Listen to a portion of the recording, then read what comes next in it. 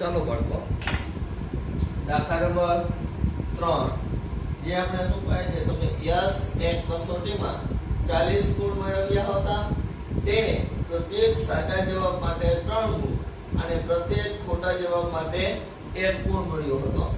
જો પરીક્ષકે દરેક સત્ય જવાબ માટે 4 ગુણ આપ્યા હોત અને દરેક ખોટા જવાબ માટે 2 ગુણ કપાયા હોત તો યશને 50 ગુણ મેળવ્યા હોત.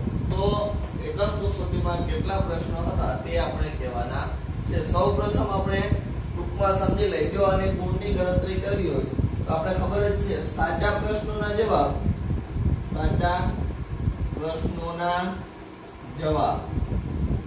અને એક આવશે ખોટા પ્રશ્નોના જવાબ.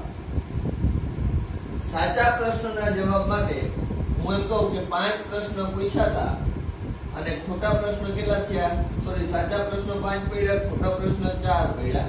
તો સાચા પ્રશ્નના જવાબના કુલ ગુણ કેટલા થાય છે કે 3 એડે ગુણા વડે 3 50 15. અને ખોટા પ્રશ્નો માટે તો કે એક વખત માઈનસ થાય છે તો 4 1 4 પર 4 કેવા માઈનસ તો 15 માં 4 તો 11. કેટલા પ્રશ્નો થાય? 9 પ્રશ્નો થાય. કુલ પ્રશ્ન કેટલા થાય? 9. અને ગુણ કેટલા મળે? 11. તે રીતે ખબર પડી તો કે જેટલા પ્રશ્નોની સંખ્યા સાથે સાચા પ્રશ્નના ગુણ સાચા પ્રશ્નોની સંખ્યા એને ગુણ્યા એને ગુણ મળતા હોય અને ખોટા પ્રશ્નોની સંખ્યા એને ગુણ્યા એને જેટલા ગુણ કપાય છે તે તેનો સરવાળો કરવો હોય સરવાળો, બાદબાકી કરો તો બાદબાકી, જે નિશાની પ્રમાણે કરવાનું. એટલે શું થશે તો કે 11 એના કુલ ગુણ મળશે. અને પ્રશ્નોની સંખ્યા શું છે તો કે પ્રશ્નોની સંખ્યા કુલ કેટલા થાય? 9. આપણે x અને y ની કિંમત મળી જાય એટલે પ્રશ્નોની સંખ્યા આપણને મળી જાય. પણ આપણે ધારણા કરશું શું તો કે પ્રશ્નોની સંખ્યા ધારો કે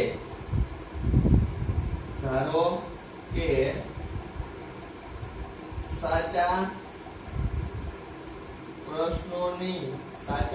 પ્રશ્નોના જવાબની સંખ્યા x અને ખોટા પ્રશ્નોના જવાબની સંખ્યા કેટલા આવશે? y. ટોટલ કુલ પ્રશ્ન કેટલા થાય? x અને y નો સરવાળો કરી નાખો એટલે જવાબ આપણે મળી જાય. પરંતુ આપણે પહેલા સમીકરણ માટે કીધું છે શું તો કે એકમ કસોટીમાં 40 ગુણ મેળવ્યા છે. સાચા જવાબના 3 ગુણ, સાચા જવાબના 3 ગુણ એટલે કેટલા થાય? 3 ગુણ્યા x તો 3x. ખોટા જવાબના -1 ગુણ તો y ની સંખ્યા છે y ગુણ્યા -1 એટલે -y. કુલ ગુણ કેટલા છે? કુલ ગુણ 40. તેથી સમીકરણ કેવું બને તો કે 3x - y બરાબર 40. બીજું સાચા જવાબ માટે કેટલા ગુણ આપે છે? 4.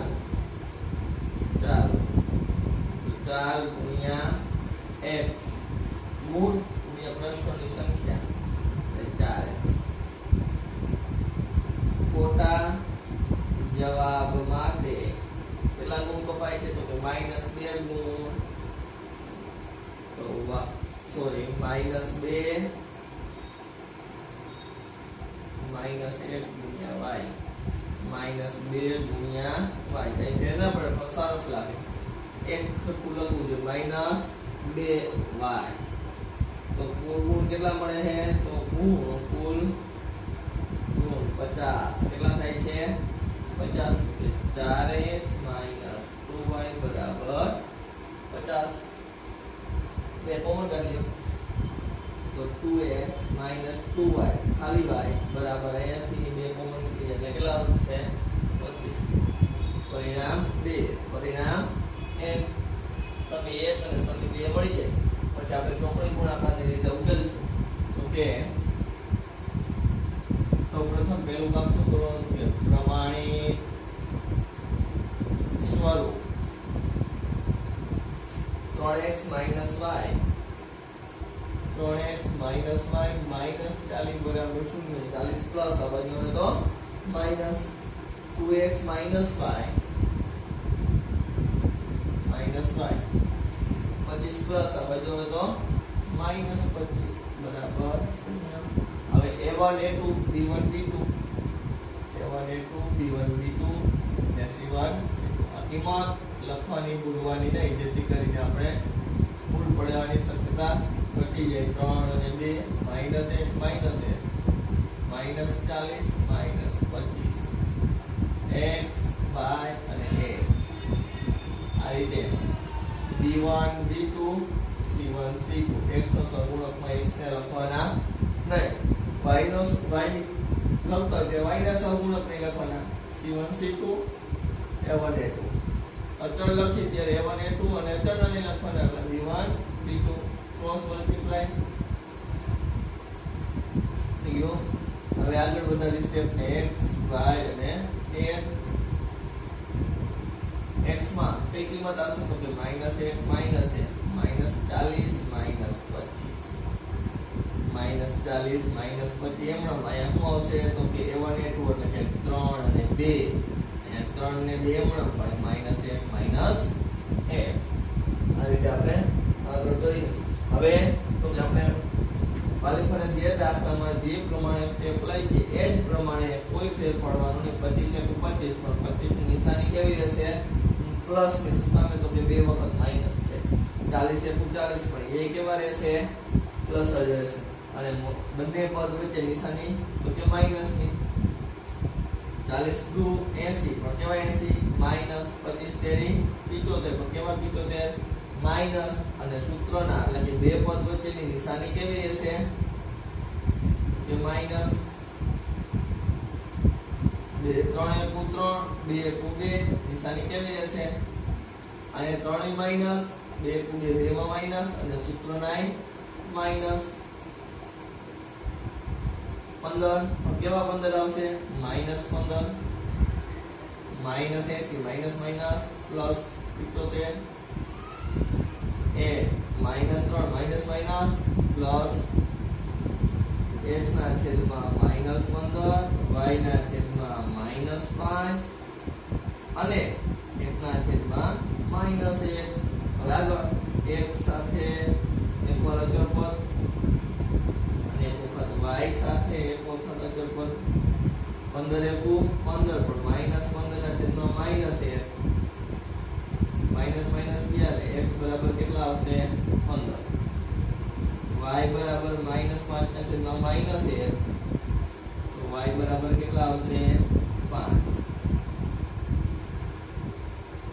કુલ પ્રશ્નોની સંખ્યા આપણે વાલી પર x અને y મળી જાય તો ઉકેલ લખી નાખતા પરંતુ અહીં પ્રશ્નમાં આપણે કસોટીમાં કુલ પ્રશ્ન કે સાચા જવાબવાળા પ્રશ્નોની સંખ્યા ખોટા જવાબવાળા પ્રશ્નોની સંખ્યા બંનેનો સરવાળો કર્યો ત્યારે આપણે સાચા કુલ પ્રશ્નોના જવાબ જે માંગ્યો છે તે જવાબ આપણે મળે તો કે કુલ પ્રશ્નોની સંખ્યા બરાબર x + y તો કે 15 + 5 કેટલા થશે 20 પ્રશ્નો તો કે એકમ કસોટીમાં 20 પ્રશ્નો હશે કેટલા પૂછ્યા હશે 20 પ્રશ્નો પૂછ્યા હશે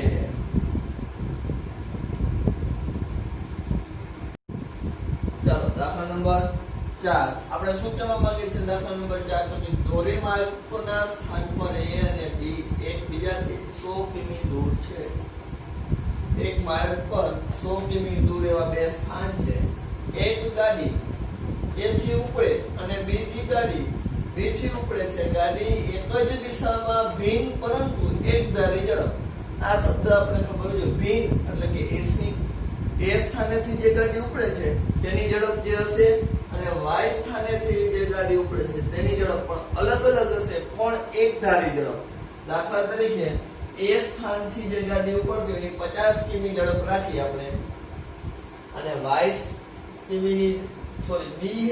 b ની ઝડપથી જે b સ્થાનેથી જે ગાડી ઉપડે છે તેની આપણે ઝડપ કેટલી રાખશું તો કે 40 એટલે કે જેટલું અંતર કાપશે, જેટલી કલાક ગાડી ચાલશે એટલું અંતર કાપી લેશે, પરંતુ એ સ્થાનેથી ઉપડે 50 કિમીની ઝડપે હાલે, બી સ્થાનેથી ઉપડે 40 કિમીની ઝડપે હાલે, એટલે કે બેયની ઝડપ કેવી છે? અલગ અલગ, પરંતુ એક ધારી ઝડપે હાલશે. જ્યાં સુધી હાલશે ત્યાં સુધી 50 એ 50 હાલે અને 40 હાલે તો 40 હાલે. ભિન્ન પરંતુ એક ધારી ઝડપ 5 કલાકમાં એકબીજાને મળે છે. 5 કલાક પછી બંને શું ખરા ગાડી એકબીજાને મળી જાય, એટલે કે બંને ગાડી એકબીજાને ભેગી થઈ જશે. શું કામે? તો કે ઓછા ઝડપથી ચાલશે એટલે એક ગાડી અમુક સમય અંતરે તે ગાડી બીજી ગાડીને પકડી લેશે, એક જ દિશામાં લે એટલા માટે. તો આપણે સૌપ્રથમ પછી તેમ કીધું તેઓ એકબીજા તરફ ચાલે તો તે 1 કલાકમાં મળે, એટલે કે બે સામસામે મળે તો એક જ કલાકમાં બંને ગાડી કોઈ એક કેન્દ્ર બિંદુએ ભેગી થઈ જાય. તો બે ગાડીની ઝડપ કેટલી હશે? આપણે ધારણા કરી લઈ, ઝડપ જ કીધું ગોતો કે ધારો કે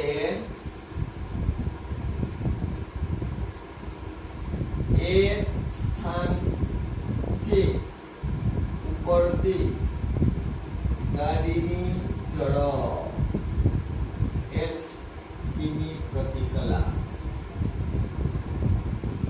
બી સ્થાનથી ઉપડતી ગાડીની ઝડપ y કિમી પ્રતિ કલાક. આ રીતે આપણે લખી લેવાનું. 5 કલાક ગાડી હાલે તો 5x. શું કામે? તો કે આપણે અંતરનું સૂત્ર આપણને આવડવું જોઈએ. તો કે અંતર બરાબર ઝડપ ગુણ્યા સમય. તો કે ઝડપ x, સમય કેટલી કલાક હાલે છે? 5 કલાક. તો એનું અંતર કેટલું આપ્યું હોય? 5x. એવી રીતે તો કે એ સ્થાન થી ઉપડતી ગાડી 5 કલાકે 5x કિમી કલાક અને બી સ્થાન થી ઉપડતી ગાડી 5 કલાકે 5 ગુણ્યા y એટલે કે 5y કિમી, સોરી કલાક નહીં આવે, 5x કિમી અને 5y કિમી અંતર કાપશે. પરંતુ a અને b વચ્ચે કેટલો તફાવત છે? તો કે a અને b વચ્ચે 100 કિમી દૂર છે. a થી b સ્થાન કેટલું છે? તો કે 100 કિમી દૂર. પરંતુ કાપશે, પરંતુ a અને b વચ્ચે 100 કિમીનો તફાવત છે. તેથી 5x - 5y બંનેનો બાદબાકી કરી બંનેની તો કેટલા થાય? 100 કિમી. જો શું કહું તો કે એક a સ્થાન આયા છે, અહીંથી ગાડી અહીંયા b સ્થાન છે, આ બંને વચ્ચેનું કેટલા કિમીનું ગેપ છે? તો કે 100 કિમી. હવે હું એમ કહું કે એથી ગાડી ઉપડી 5 કલાકે અહીંયા પૂગી, સાંભળજો હતું, એ સ્થાનેથી ગાડી ઉપડે 5 કલાક પછી અહીંયા પૂગે 5 કલાક પછી. આપણે રકમમાં કીધું છે 5 કલાક પછી બંને ગાડી એકબીજા સાથે થઈ જશે, મળી જશે. અને બી આગળથી જે ગાડી ઉપડે એ 5 કલાક પછી ક્યાં પૂગશે? તો અહીં પૂગશે. તો બે એક જગ્યાએ ભેગી થઈ કહેવાય ને 5 કલાક પછી. 5 કલાક પછી એટલે તો કે આને કેટલું અંતર કાપ્યું કહેવાય? તો કે 5x જેટલું. બી આગળથી ઉપડી એને તો કે 5y જેટલું. પણ બંને વચ્ચેનો તફાવત કેટલો રહે? તો કે 100 કિમીનો રહે કે ના રહે? એટલા માટે બંને વચ્ચેનો તફાવત કેટલો રાખ્યો આપણે? 100 કિમી. 5 કોમન કાઢ લઈ, x - y આમાંથી 5 ભાગાકારમાં નીકળી જાય તો કે 20 50 100 પરિણામ 1. આ રીતે આપણે લઈ શકીએ આગળ. હવે એના પછી બીજું, હવે એમ કીધું કે જો એકબીજા તરફ ચાલે 1 કલાકમાં મળી જાય. એ સ્થાનથી ઉપડતી ગાડી 1 કલાકે, 1 કલાક એટલે 1x એક લખો ના લખો કઈ ફેર પડે નહીં, એટલે કિમી અંતર કાપશે અને બી સ્થાનથી ઉપડતી ગાડી 1 કલાકે y કિમી અંતર કાપે, y કિમી અંતર કાપશે અને કુલ અંતર 100 કિમી. હવે આપણે ત્યાં 100 કિમી કેમ આવ્યા તો કે પાછું એક આપણે સમજી લઈએ કઈ રીતે 100 લીધા. તો કે હું તો a સ્થાન અને b સ્થાન બંને વચ્ચે કેટલો ગેપ છે તો કે 100 કિમી નો ગેપ છે. કેટલા કિમી નો ગેપ છે? 100 કિમી. છે ને 100 કિમી ગેપ. બંને વચ્ચે તફાવત કેટલો કીધો આપણને? 100. હવે આપણે એમ કીધું ગાડી 1 કલાકે મળી જાય પણ એકબીજા તરફ ચાલશે એટલે એ ગાડી છે એ 1 કલાકે એટલે ખૂટશે એટલે આવી અને બીજી ગાડી સ્થાનેથી ઉપડે એ 1 કલાકે આ બાજુ ઉપડી એટલે અહીંયા મળી 1 કલાક પછી 1 કલાક પછી. તો બંને ગાડીનો સરવાળો તમે કરો, બંને જેટલું અંતર કાપ્યું તે બંને અંતરનો સરવાળો કરી આપણે તો કેટલું મળે? કુલ ટોટલ અંતર કેટલું મળે? એકબીજા તરફ ચાલે છે એટલા માટે 100 કિમી. તો આપણે કુલ અંતર કેટલું કપાશે? 100 કિમી અંતર 100 કિમી કપાશે. તો આપણું સમીકરણ બીજું શું થઈ જાય? તેથી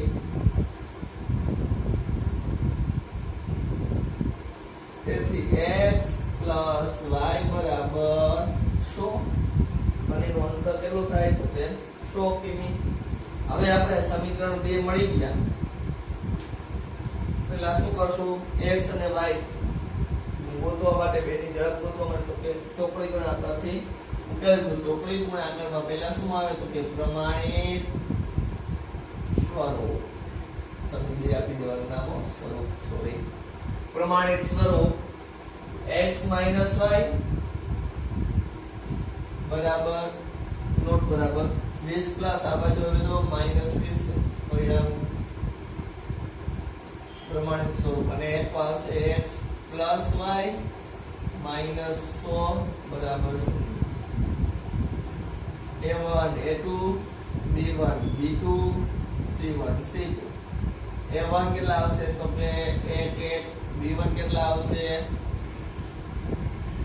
-1 ને +1 અને c1 તો કે -20 -100.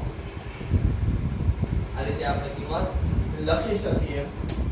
હવે આગળ x y a આ 100 સહગુણક કરતા એટલે b1 b2 c1 c2 c1 c2 a1 a2 અને a1 a2 b1 b2 કિંમત મૂકી દઈ b1 b2 એટલે કે -1 +1 -20 -100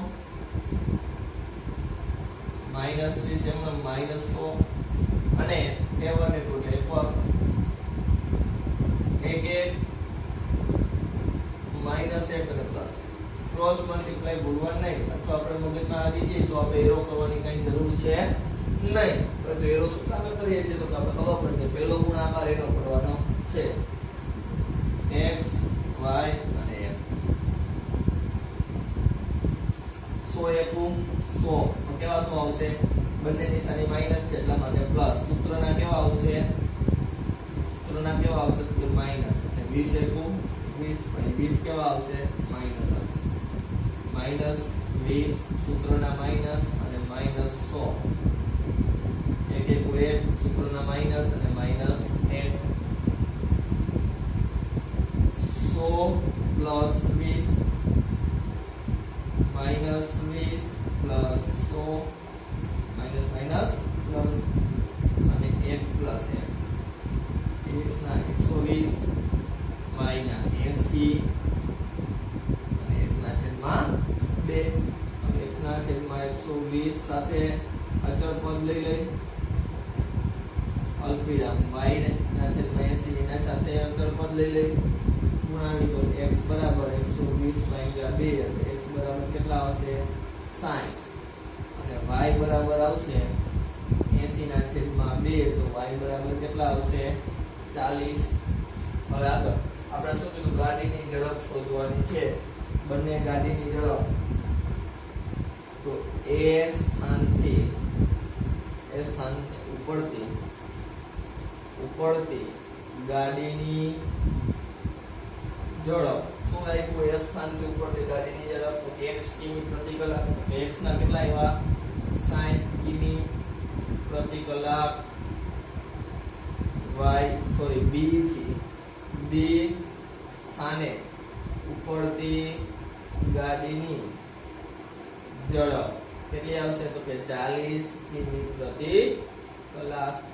આ રીતે આપણે બંને ગાડીની ઝડપ મેળવી લઈએ.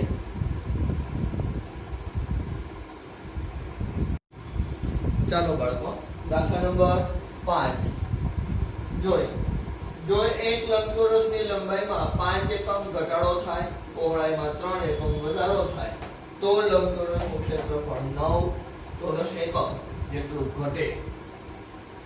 જો આપણે લંબાઈમાં 3 એકમ અને પહોળાઈમાં 2 એકમ વધારીએ તો તેના ક્ષેત્રફળ 67 ચોરસ એકમ વધે.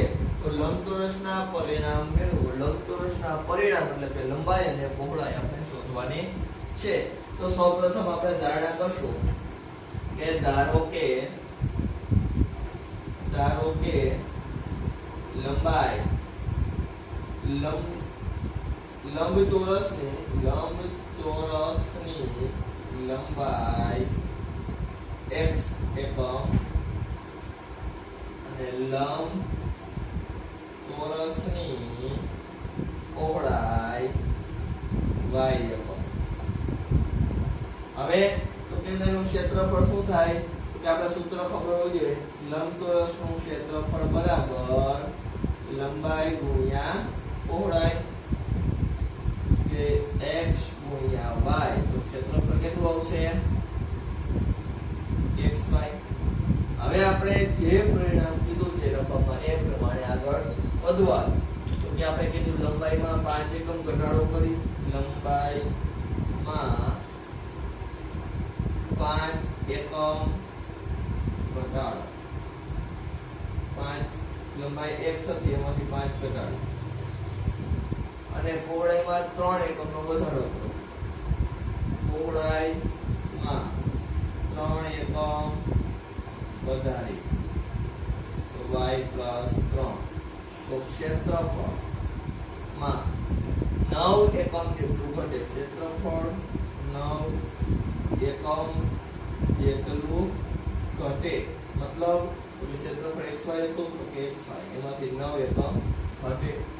સૂત્ર મૂકી કે ક્ષેત્રફળ બરાબર લંબાઈ ગુણ્યા પહોળાઈ. ક્ષેત્રફળ કેટલું આવ્યું તો કે 9xy -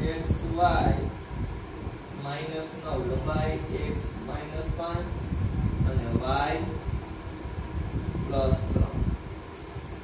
હવે તો કે xy - 9 આનો ગુણાકાર કરી એટલે xy x નો 3 સાથે ગુણાકાર કરી તો 3x. આ ગુણાકાર આપણને આવડવો જોઈએ. જો x - 5 અને y + 3. આમાં શું કરવાનું, તો કે x અહીં લખવાનો, y + 3 રાખવાના. -5 અને y + 3 એ x સાથે આખે આખું પદ આવી જાય અને બીજા પદ સાથે આખે આખું પદ આવી જાય. xy ડાયરેક્ટ આવડતો હોય તો x સાથે ગુણાકાર થઈ ગયો -5y અને 5 તેરી 15. આ રીતે આગળ નિશાની કેવી રહેશે, તો કે માઈનસની. હવે શું કરવાનું, તો કે સરખી નિશાની વાળે બરાબરની સામે ઓલી ઉડી જાય. 3x - 5y - 15 માઈનસ ઓલી બાજુ તો +9 બરાબર એક બાજુ કેવી થઈ ગઈ, ખાલી એટલે શૂન્ય. 3x - 5y માઈનસ 15 માં 3 તો 6 મોટા પદની નિશાની. સમીકરણ પહેલું કેટલામું સમીકરણ આવ્યું, પહેલું. એ જ રીતે બીજું સમીકરણ લેશું આપણે. એમ કીધું બીજા સમીકરણની અંદર એમ કીધું, શું કીધું, તો કે આપણે લંબાઈમાં 3 એકમ અને પહોળાઈમાં 2 એકમ વધારે. લંબાઈમાં 3 એકમ x + 3 પહોળાઈમાં 2 એકમ વધારો તો x + 2.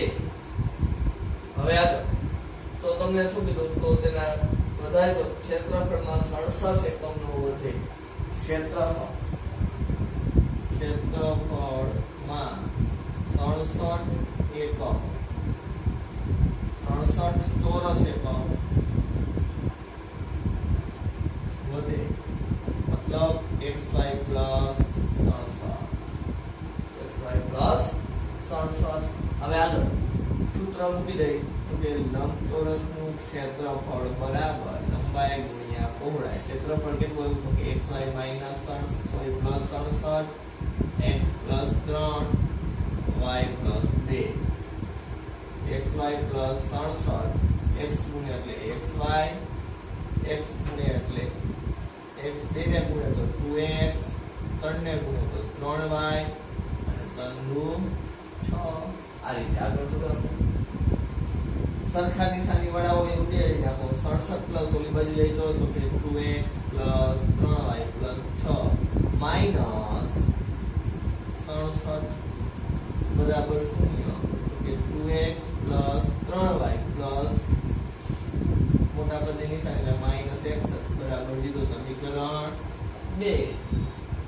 પેલા પૂછ્યું સમીકરણ 2 સમી 1 અને સમી 2 ઉપરથી a1 પેલા તો પ્રમાણિત સ્વરૂપમાં આપેલ છે એટલે કે a1 a2 b1 b2 c1 c2. a1 a2 ખૂણો છે 3 અને 2 5 માઈનસ આવશે અને 3 પ્લસ આવશે. -6 આવશે અને -1 સાથ આવશે. આ રીતે આપણે કિંમત લેશું. હવે આપણે સમીકરણ સોલ્વ કરીએ એટલે x y અને 1 ચોકડી ગુણાકારથી આપણે લેશું b1 b2 c1 c2 c1 c2 a1 a2 અને a1 a2 b1 b2 cross multiply માં એરો માર દેવાનો જેથી કરીને આપણે યાદ રહે કે ગુણાકાર પહેલા કરવાનો x y અને a. x તો કે -5 અને 3 -6 -61 -6 અને -61 એમનો 3 ને 2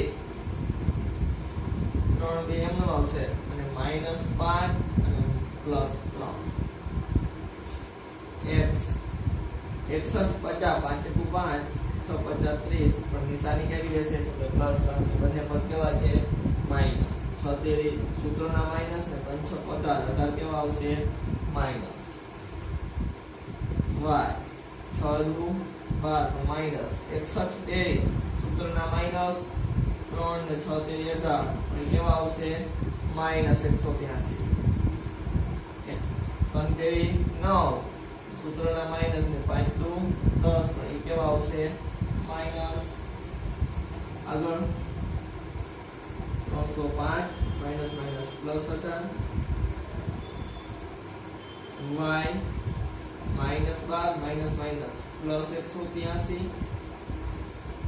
માઈનસ માઈનસ પ્લસ એટલે 9 પ્લસ 10 x ના છેદમાં કેટલા આવશે 8 ને 5 તેનો તો ઉદાહરણ ને 2 323 y વાત કરીએ એટલે કેટલા આવશે તો કે 3 માંથી 2 તો 1 8 માંથી 1 2 તો 7 અને 1 171 અને 19.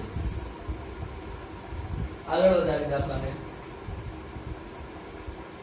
તો કે x ના છેદમાં 323 બરાબર 1 ના છેદમાં 19 અલ્પવિરામ y ના છેદમાં 171 બરાબર 1 ના છેદમાં 19.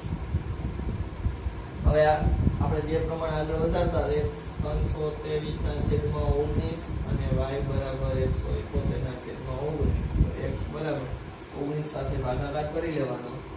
19 * 19 19 * 38 ભાગાકાર આપણે અહીંયા કરી લઈએ 323 19 19 એકુ 19, 12 માં 3 2 2 માંથી 1 તો 1 અને 3 19 ના પડામાં 133 તો 19 સત્તા 133 લાઈન કેટલા આવશે 17 અને 19 નવા 171 કે લંબાઈ 17 એકમ અને પહોળાઈ 9 એકમ. આ રીતે આપણે દાખલાને સોલ્વ કરી શકીએ. સૌપ્રથમ આપણે ધારણા કરી લેવાની પરિણામ ધારણાથી લંબાઈ પહોળાઈ ધારી લીધી, એનું ક્ષેત્રફળ કેટલું થાય તો xy આપણે લખવું પડે. પછી 5 એકમ ઘટાડ્યા, 3 એકમ ઘટાડ્યા તો 9 એકમનો ઘટાડો થાય એટલે ક્ષેત્રફળમાં 9 એકમનો ઘટાડો થાય. આ બાજુ આપણે બહુપદીનો ગુણાકાર જે રીતે કરતા બંને પદ, પહેલું પદ આખો કાઉન્સ, બીજું પદ બીજો આખો કાઉન્સ, આ રીતે ગુણાકાર કરી એનું પરિણામ તમે લઈ શકો. આ રીતે લંબાઈ અને પહોળાઈ આપણને મળી જાય.